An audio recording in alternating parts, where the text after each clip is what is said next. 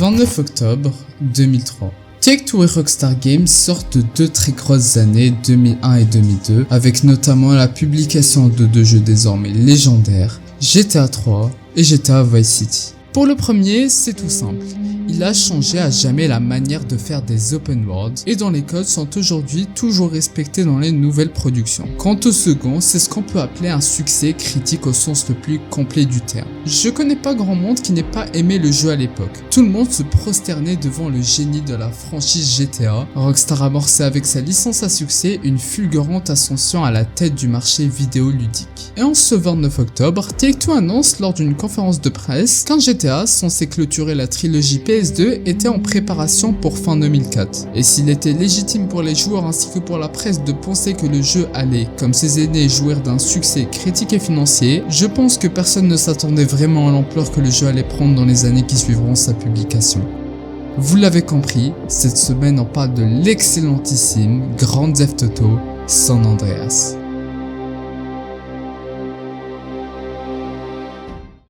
Mais juste avant de commencer, et si c'est pas déjà le cas, je vais vous demander de vous abonner parce que ça m'aiderait énormément à produire des vidéos aussi longues que celle-ci est aussi qualitatives. Et je remercie d'avance tous ceux qui le feront. Sur ce, la suite. On est le 26 octobre 2004 et après un report d'une semaine, le jeu est finalement commercialisé.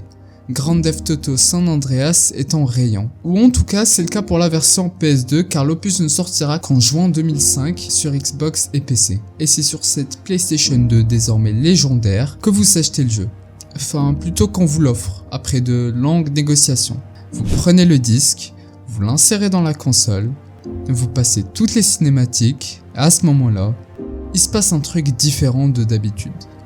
Vous avez déjà joué à différents jeux dans votre vie. Des jeux où il fallait construire des trucs, des jeux où il fallait détruire des trucs, des jeux où il fallait bouger, des jeux où il fallait réfléchir. Mais cette fois, rien de tout ça.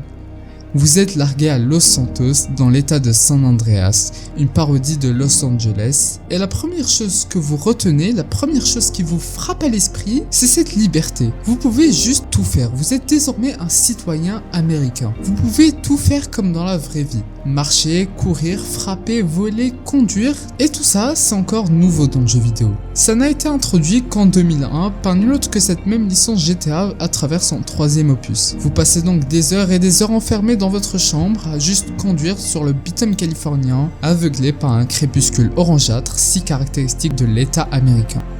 C'est donc ainsi que vous faites le tour de Los Angeles, vous visitez South Central, Beverly Hills, Hollywood, Venice Beach, tout ça à plusieurs dizaines de milliers de kilomètres de la ville, à travers seulement votre écran cathodique et votre nouveau joujou. Une fois cette exploration plus ou moins terminée, vous essayez d'explorer le reste de l'état de San Andreas. Vous vous mettez en route vers Las Venturas, parodie de Las Vegas, et après plusieurs minutes de conduite, vous tombez nez à nez avec une unité de la SAPD, la police locale, qui semble bien déterminée à ne pas vous laisser passer. Vous vous entêtez et décidez quand même de braver tous les interdits en forçant le passage, mais après une lutte féroce qui aura duré au plus quelques secondes, vous êtes abattu, laissé pour mort sur le sol que vous vouliez explorer. Rapidement après votre sortie de l'hôpital, vous vous rendez compte que le seul moyen d'accéder à ces villes était de suivre la trame narrative du jeu, et ce en se rendant sur le lieu indiqué sur la minimap. Vous vous y rendez et CJ, le personnage que vous contrôlez, prononce ces mots. Grove Street, home. At least it was before I fucked everything up. C'est les premiers mots du personnage en lien avec l'histoire, si on ne compte pas l'introduction que vous avez décidé de passer plus tôt. En relançant une partie, vous comprenez que CJ, originaire de Los Santos, y revient après 5 ans passés sur la côte est pour assister à l'enterrement de sa mère, Beverly, mystérieusement assassinée. En entrant dans sa maison de jeunesse qu'il pensait vide, alors qu'il contemplait un portrait de sa mère, un homme vêtu de vert se jette sur lui avec une batte. Cet homme, il le connaissait bien, Big Smoke, son ami d'enfance. Les deux potes discutent et Big Smoke invite CJ à l'accompagner au cimetière où on fait la rencontre de son ancien entourage, son gang, sa famille, les Grove Street Families. On a Ryder, un ami, sa sœur Kendall ainsi que son frère Sweet. Son frère Sweet qui ne semble pas lui avoir pardonné son séjour à Gotham. Après un dialogue assez froid, le crew décide de rentrer à Grove Street, mais la voiture de Smoke est explosée lors d'un drive-by, c'est-à-dire une attaque menée en voiture par le gang ennemi des Families, les Ballas. et ils ne vous lâcheront pas la grappe durant votre séjour californien. Et c'est ainsi que vous êtes introduit à la routine violente de la population noire des quartiers de South Central. Vous vous en tirez de justesse, mais vous ne pouvez pas laisser cet attentat impuni. Les Families, menés par CJ, qui s'impose vite comme un leader pour le gang, font les 400 coups à Los Santos et rendent petit à petit sa gloire passée au gang, tout en écrasant les rivaux Ballas et Vagos, alors qu'ils sont en conflit interne et en infériorité numérique. Mais ces coups répétés valent au protagoniste d'être surveillé de très près par les fédéraux corrompus menés par l'officier Tenpenny qui vendent leur silence en échange des services de CJ, dans des affaires pas toujours aussi charitables qu'ils le prétendent. En parallèle, Grove Street conclut une alliance avec un autre gang hispanique, les Varios Los Aztecas, et qui sont eux aussi ennemis avec les Ballas et les Vagos. Ils sont menés par César Villalpando qui entretient une relation avec Kendall, la sœur de CJ. Au début, Carl n'est pas super chaud, mais en voyant la sincérité de la relation et de la main que lui tend César, il finit par accepter l'offre et vous allez le voir, il fait bien. En plus de renforcer Grove Street et de participer à la chute des Ballas, César va être d'une grande aide, vu qu'il va attraper en flagrant délit Ryder et Smoke en train de cacher la voiture qui a servi au meurtre de Beverly, la mère de CJ donc. César appelle Carl, et là tout de suite, tout s'éclaire. Les Grove Street Families est un gang afro-américain fondé dans les années 60 et qui s'est toujours opposé au trafic et à la consommation de stupéfiants, principe qu'il partage justement avec les Varios Los Aztecas. Mais Ryder et Big Smoke cherchent à convaincre depuis des années Sweet de s'adonner à ce trafic pour redorer la gloire passée du gang et surtout de se construire une situation financière. Suite au refus répété de Sweet, Ryder et Smoke décident de le liquider alors qu'il est chez lui pour ainsi contrôler le gang et s'allier avec les Ballas pour construire leur empire narcotique. Mais il se trompe de cible ce jour-là et touche sa mère, Beverly, à la place. À ce moment-là, CJ comprend que son frère court un grand danger, il est pris dans une embuscade perpétrée par les Ballas et lorsqu'il le rejoint, il trouve Sweet allongé par terre. Il n'est pas mort, juste gravement blessé. CJ liquide tous les Ballas, mais il est déjà trop tard pour prendre la fuite, car à ce moment-là, les forces du crash débarquent et arrêtent les deux leaders. Sweet est jugé et est envoyé en prison. Quant à CJ, l'officier Tenpenny lui réserve un tout autre sort. S'il veut que Sweet s'en sorte intact de son séjour en tôle, il devra lui rendre en échange quelques services. CJ est donc largué au milieu de nulle part et a besoin d'un petit coup de main pour s'en sortir. César le met en contact avec sa cousine, Catalina, la Catalina de GTA 3 donc, qui a besoin d'un associé pour l'aider dans ses braquages dans la région en échange d'un peu d'argent. Elle rencontre aussi The Truth, un hippie qui est au courant de la corruption du gouvernement et qui engage CJ pour diverses missions, ainsi que Wu Zimu, le chef des triades chinoises de San Fierro, qui va lui aussi faire appel à ses services. Et bon, à partir de là, il va se passer des choses, des braquages, des shootings, des missions classiques de la licence GTA que je vous conseille de découvrir par vous-même. Je me permets donc de faire un petit bond dans le temps. Sweet a été libéré, Pulaski a été liquidé, Ryder et son entourage ont été liquidés, il ne reste plus que Smoke et Tenpenny. Carl et Sweet rendent une dernière visite à Big Smoke, en essayant de le raisonner une dernière fois en vain, une fusillade éclate chez Smoke, et après un long affrontement, le dernier ennemi interne des Families rend son dernier souffle, après avoir prononcé cette phrase qui résonne encore dans la tête des joueurs. Why you just didn't quit, man? We was like family, homie. I had no choice, I had to do it. I just see the opportunity of when I'm gone, everyone gonna remember my name. Big Smoke.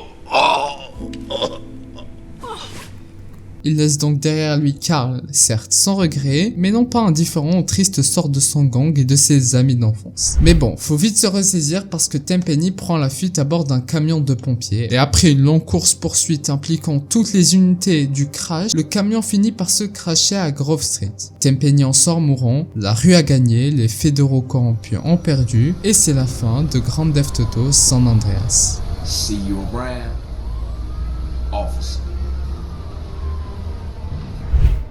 Et honnêtement, je pense que ce jeu a fait un truc qu'aucun autre jeu après lui n'a fait, ni dans la licence GTA, ni dans le jeu vidéo en général. Le jeu te fait vivre une expérience unique, qu'on ne peut pas simplement expliquer par le fait d'être totalement libre dans nos faits et gestes, mais plutôt par la diversité des décors et des ambiances qui sont le cadre de cette liberté. Dans GTA San Andreas, on peut non seulement se déplacer librement dans une map plutôt grande, mais surtout on peut se déplacer dans 3 villes différentes. Mais en fait, en changeant de ville, on ne change pas simplement de position géographique. Je m'explique. Tout d'abord, on commence le jeu à Los Santos, une parodie de Los Angeles et qui est accessoirement la ville la plus connue du jeu. C'est la plus peuplée, la première à laquelle on pense quand on pense à la Californie. Le crime y est très élevé, les gangs dirigent toute la partie sud de la ville, mais on y trouve aussi les quartiers aisés du nord comme Vinewood Hills et Rodeo. Ensuite, on a San Fierro, parodie de San Francisco, la plus petite ville du jeu et la seconde plus peuplée. C'est une ville résidentielle et industrielle à la fois, reconnaissable à son brouillard qu'elle partage avec son homologue de la vraie vie, ainsi qu'à certains endroits et monuments mythiques comme le Golden Gate, le quartier de Chinatown ou encore la Transamerica Pyramid.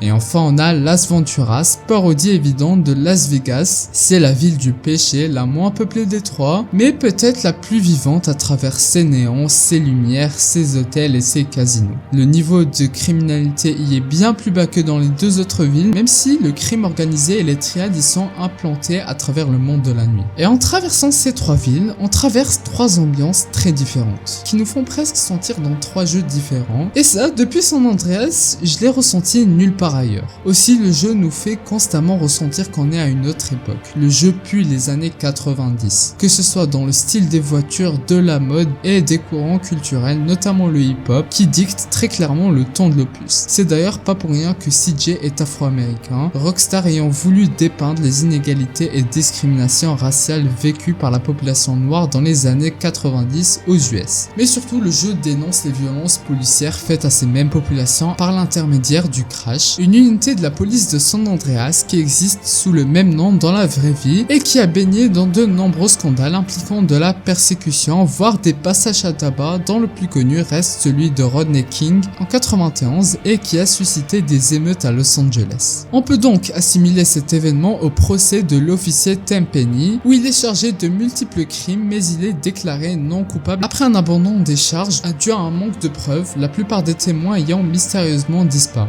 Ce procès de la honte va soulever la population de San Andreas qui va provoquer des émeutes dans tout l'état à cause d'un événement in-game. Je sais pas vous, mais cet événement m'intrigue. L'idée est certes toute simple, mais fallait encore y penser. Comment un événement qui implique juste un chaos monstre dans la ville, donc un truc sûrement pas très difficile à mettre en place, peut à ce point immerger le joueur? GTA San Andreas n'est peut-être pas le jeu le plus réaliste au niveau du visuel ou de la physique, mais il fait pourtant partie des jeux les plus immersifs, et ce avec relativement peu de moyens. Je m'explique. GTA San Andreas est sorti sur la PS2 à une époque où les jeux cherchent de plus en plus à être réalistes visuellement. Quand on voit Shadow of the Colossus, FF12 ou encore Gran Turismo 4, GTA ne paye pas de mine en apparence. Mais en fait, il cache derrière ses graphismes un gameplay si dense qu'il en est immersif. Si CJ est le protagoniste principal de l'histoire, juste après celle-ci, il ne devient pas moins notre marionnette qu'on peut façonner à notre guise. On peut s'habiller, faire du sport, s'empiffrer, se balader en ville, jouer au basket. GTA San Andreas, c'est une simulation de liberté qu'on ne peut pas forcément manifester durant notre enfance. Et cette liberté n'a été possible qu'en sacrifiant la qualité visuelle pour rendre le jeu moins lourd et ainsi le faire entrer dans un seul DVD. GTA San Andreas est ainsi la preuve qu'un bon jeu n'embarque pas forcément de beaux graphismes. Et malheureusement, GTA San Andreas, je trouve, est un jeu un peu isolé dans l'histoire. S'il a su exporter une partie de ses codes dans le monde du jeu vidéo, en démocratisant notamment les mondes ouverts, une partie de son patrimoine n'a jamais quitté la PS2, j'ai l'impression. Et ça même dans la licence GTA qui avec le temps n'a pourtant cessé de s'améliorer. On ne retrouvera par exemple jamais par la suite une partie des activités que GTA San Andreas a apportées, comme le sport ou encore les changements physiques. Donc voilà, si le jeu n'est pas le plus immersif de l'histoire, il n'en est pas moins vrai que son immersion à lui est plus originale que bien des jeux, ce qui va lui valoir d'être le jeu le plus vendu de la PS2, donc le jeu le plus vendu de la console la plus vendue de tous les temps.